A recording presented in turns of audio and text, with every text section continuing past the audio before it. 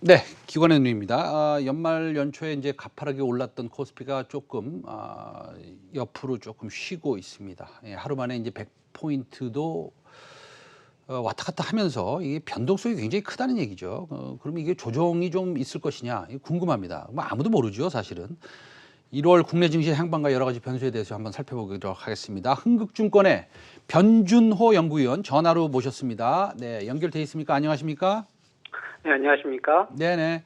반갑습니다. 오늘도 네. 그렇고요. 이번 주 내내 이제 일일 주가 변동성이 굉장히 큽니다. 예, 큰데 개인은 뭐 계속 사고 있고 아직도 그 정기 예금 적금에 들어있는 돈이 수백 조가 된다. 뭐 이런 얘기 우리가 진짜 귀가 아프게 들었습니다. 그 주식 투자에 대한 부정적인 인식도 좀 사라지고 있는 것 같은데요. 뭐 예능에 뭐 유명한 분들이 나와서 또 예능에서도 주식을 사라. 뭐 이런 분위기가 많고요. 그다음에 뭐 나만 소외가 되는 거 아니냐 뭐 이런 얘기까지 있어서 하루에 5만에서 10만 개의 계좌가 지속적으로 좀 열리고 있다라는 거 보면 저도 25년 동안 이 시장에 있었지만 참 신기합니다. 현장에서는 더욱 직접 느끼실 텐데요. 실제 뭐 어떻습니까? 실제 문의하시는 분들도 좀 있습니까, 주변에? 네, 지금 개인의 어떤 주식시장 매수세 영향을 좀 말씀을 해주셨는데요. 사실은 굉장히 고무적인 지금 수급 상황이라고 봐야 될 것 같아요. 그 개인들이 최근에 매수하고 있는 어떤 매수의 흐름 기조도 그렇지만 그 규모가 상당하고요. 이런 부분이 단순히 우리가 과거에 이제 개인 투자자라고 하면 조금 기관이나 외국인 투자자들보다는 조금 그 경쟁력이 떨어지는 수급 주체로 우리가 생각을 했었지만, 상황이 많이 좀 바뀌었다, 그렇게 봅니다. 그 최근에 개인 매수세를 조금 과거와 다르게 봐야 되는 이제 두 가지 이유가 있다라고 보는데요. 과거보다 개인 투자자들의 자금력이라든가 정보력이 높아졌다고 봐야 될 것 같아요. 그래서 우리가 뭐 그 과거에는 외국인은 자금력으로 또 기관은 어떤 빠른 정보력을 통해서 시장을 조금 좌지우지하는 측면이 있었는데, 지금 개인 투자자들이 그런 자금력과 정보력을 어느 정도 좀 확보하게 됐다, 이렇게 말씀을 드리고 싶습니다. 그래서 우선 첫 번째로 우리나라의 그 개인 투자들의 자금력이라고 하면 아무래도 우리나라도 이제 준제로금리 시대가 되다 보니까 그 대출금리에 대한 부담이 현저히 낮아졌어요. 그래서 좀 적극적으로 주식을 매수할 수 있는 그런 자금 확보가 과거보다는 조금 쉬워졌다는 측면이 있고요. 또 그 최근에 유튜브라든가 여러 정보 사이트를 통해서 이제 개인 투자자들이 주식시장을 공부할 수 있는 폭이 더 넓어졌습니다. 그래서 과거보다 충분히 학습되어지고 공부되어진 스마트한 개인 투자자들이 많아지다 보니까 지금 뭐 저금리 상황에서의 어떤 자금력, 그다음에 또 다양한 정보 채널을 통한 정보력, 이런 부분들이 이제 외국인 투자자나 기관 투자자들 못지않게 강한 수급 주체로 좀 성장할 수 있는 배경이 됐다. 그렇게 좀 보고 있습니다. 알겠습니다. 지금 말씀하신 그 내용 중에서 제가 너무 동감하는 것은 그 개인 투자자들의 분석, 종목을 분석하는 데 있어서의 경쟁력, 시장을 바라보는 데 있어서의 과거와 같은 시각이 아니라 상당히 업그레이드된 실력을 가지고 시장을 바라보고 있기 때문에 저도 가끔씩 종목을 찾아봐서 뭐 특정 블로그에 들어가서 분석한 내용들을 보면 정말 혀를 내둘 수 있을 만큼 정말로 전문적인 분석들도 보이는 것 같습니다. 뭐 새해 첫 주에 이제 코스피 3,000 돌파했고 3,300까지 가까이 갔다가 이제 그 변동성이 좀 많아지고 있는데요. 이런 변동성이 좀 있다는 것은 앞으로 좀 조정 국면으로 들어갈 수 있다, 이렇게 보시나요? 아니면은 지금의 상황을 어떻게 보십니까? 네, 일단 개인 매수세가 굉장히 좀 중요할 것 같아요. 지금 매수 주체가 어쨌든 개인 투자들이기 때문에 이 개인 매수가 계속 될 것이냐의 여부가 어떻게 보면 주시장의 조정 강도를 좀 결정할 수 있는 이 부분이라고 보고 있는데, 말씀하신 대로 단기적으로 주시장이 많이 올랐기 때문에 좀 쉬어가는 그런 필요성은 분명히 있는 국면입니다. 하지만 개인 투자자들의 최근 매수세의 흐름을 봤을 때는 사실 조정의 성격은 굉장히 단기 조정 내지는 기간 조정의 모습일 가능성이 높다, 그렇게 봅니다. 크게 하락할 위험이 좀 적다라고 보는 거죠. 개인 투자들의 지금 매수 흐름을 조금 저는 구조적인 변화라고 보고 있어요. 사실 과거에도 개인 투자자들이 이제 자금 유입이 되면서 국내 주식시장을 크게 좀 좌지우지했던 국면들이 있었는데요. 지금 개인 투자자들이 생각하는 어떤 주식시장의 관점은 과거와는 조금 다르다. 그런 말씀을 드리고 싶습니다. 우선은 이제 기준금리가 우리나라도 제로금리에 가까워지면서 더 이상 사람들이 이제 은행에 돈을 맡기려고 하지 않는 그런 경향이 강해질 것 같고요. 아무래도 그 자금을 가지고 이제 투자라든가 또 노후 대비를 할 수 있는 그런 때가 우리나라도 왔다라고 봅니다. 근데 이제 최근에 우리가 보통 사람들이 이제 투자하면은 뭐 부동산이나 주식을 많이 생각할 수 있는데요. 부동산 같은 경우는 최근에 한 7년 정도를 보시면 서울 아파트 가격이 대략 한 2배 정도 올랐다고 보여집니다.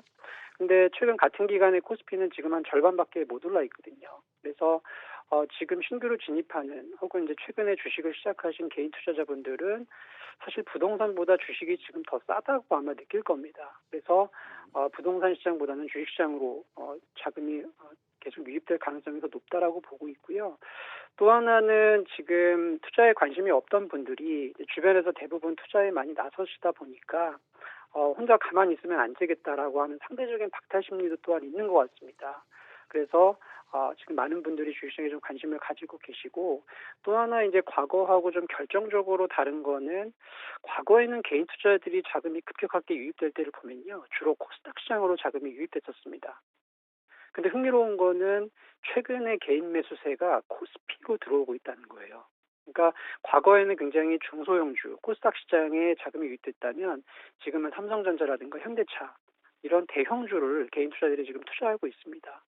이거는 상당한 좀 변화라고 보여져요. 그래서 과거에는 이제 개인 투자자들이 굉장히 고수익을 기대하고 조금 적극적인 그런 운용들을 했다면, 최근에는 안정적인 대형주 위주로 이렇게 투자한다는 관점에서 봤을 때 개인들의 어떤 투자 행태가 과거와는 많이 다른 좀 긍정적인 흐름으로 좀 바뀌지 않았나, 그렇게 좀 보고 있습니다.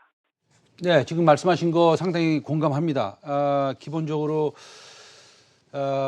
미국과 한국 그리고 일본까지 제가 좀 말씀을 한번 드리면, 제가 일본에서 근무할 때도 벌써 그게 한 10년 전인데요. 그때만 해도 일본에서도 많은 사람들이 주식에 투자하는 것은 뭐 거의 도박과 같이 생각을 하고 있었습니다.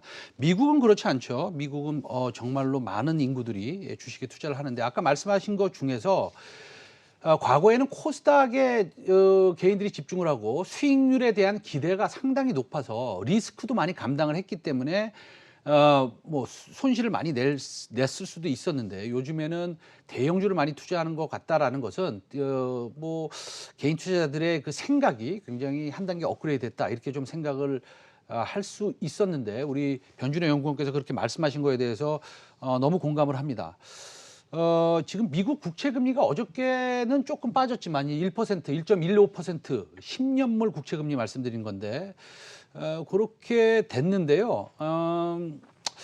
이게 한 1점 이게 3월 달에는 한 1.45 요 정도 됐었더라고요. 그러니까 코로나19가 시작되기 전에. 그러면 만약에 장기 금리가 10년물 장기 금리가 한 1.5로 다시 간다면, 그때는 완전히 시장이 이제 정상화됐다고 보고, 그때는 좀 뭐 실적이나 정말 우리가 좀 펀드멘털하게 아주 깊게 분석하고 투자를 해야 되는 시점이 도래하지 않겠습니까?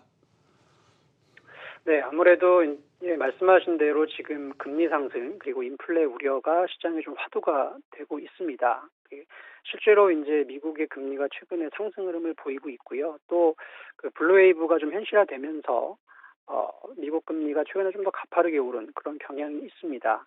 근데 이제 중요한 거는 뭐를 우선순위로 봐야 되느냐, 그 관점인 것 같습니다. 경기 회복은 항상 금리 상승을 보통 동반하기 때문에, 경기 회복이 동반되면서 금리가 뭐 천천히 올라간다면 사실 주식시장은 호재죠. 예.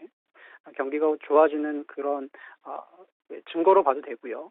반면에 경기 회복보다 금리가 이제 더 빠르게 오르게 되면 기업이나 가게, 주식시장도 다 부담을 느끼게 될 겁니다. 그래서 중요한 거는 금리가 오르는 것 자체가 문제가 아니라 경기 회복보다 앞서서 더 빨리 움직이는, 더 크게 상승하는 그 강도가 문제다. 이렇게 이해하시면 됩니다.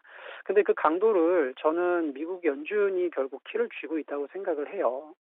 어차피 글로벌 금리의 어떤 벤치마크는 미국 국채 금리고 또 이를 쥐락펴락하는 거는 결국 미국의 연준이라고 봅니다. 그래서 연준의 스탠스가 어떤가, 이제 그것이 향후 금리 상승의 어떤 강도, 또 주식시장으로 미치는 영향, 이런 거를 좀 결정 지을 것 같아요. 그래서 최근에 이제 뭐 일부 연준 그 이사가 이제 긴축스러운 약간 발언을 좀 하고 그런 부분들이 주식시장에 조금 부정적 영향을 주기도 했었는데요. 저는 파월 연준 의장을 비롯해서 전반적인 연준의 스탠스는 여전히 조금 경기 부양적이고 완화적인 스탠스라고 보고 있습니다. 그래서 미국 금리가 뭐 저희가 걱정하는 것처럼 굉장히 급하게 상승하면서 뭐 부채 부담이나 또 주식시장에 부담을 주지는 않을 거라고 보고 있고요. 그 가장 큰 배경은 지금 연준이 돈을 걷어들이기에는 아직 미국 상황이 녹록치가 않습니다. 그 코로나 상황도 여전히 좀 심각하고요. 또 미국 경기 자체도 지금 정상화됐다고 보기는 아직 좀 이르거든요. 그래서 성급하게 미국 연준이 지금 경기 실정을 저버리고 긴축으로 빠르게 전환하기는 어렵다. 사실 100년 전에 미국이 좀 조기에 긴축을 하면서 대공황이 더 심화됐던 그런 경험이 있었습니다. 그래서 연준은 굉장히 조심스럽게 긴축 얘기를 차후에 끝낼 거라고 보고요. 더군다나 지금 바이든 새 정부가 출범을 합니다.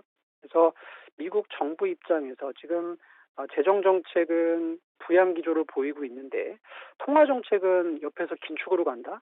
사실 이렇게 가기는 쉽지 않거든요. 그래서 미국 정부와 연준이 아마 보폭을 맞춰서 당분간은 좀 부양 기조를 보여줄 거라고 보기 때문에 미국 금리가 저희가 생각하는 것만큼 그렇게 빠르게 올라가면서 시장에 부담을 주진 않을 것이다. 이렇게 보고 있고, 한 가지 이제 우리가 생각해야 될 거는 결국 인플레보다는 이제 물가 얘기랑도 연동이 되는데요. 최근에 유가가 좀 많이 오르고 있습니다. 유가가 좀 급격하게 오른다면은 조금 물가 부담이 차후에 올 수 있기 때문에 유가의 흐름 정도는 우리가 조금 주시하면서 좀 봐야 될 변수가 아닌가 그렇게 보고 있습니다. 네, 제가 마지막 질문 하나 좀 드리고 보내드리고 싶은데요. 기본적으로 과거에 우리가 공매도를 하지 못하게 하다가 그 다음에 이제 재개를 했던 그런 적이 두세 번 있었던 걸로 제가 기억합니다. 이번에 이제 3월 15일 날 만약에 공매도가 재개가 된다면 과거의 사례를 들어서 우리가 좀 어떻게 행동을 해야 될지 좀 간단히 좀 말씀 부탁드리겠습니다.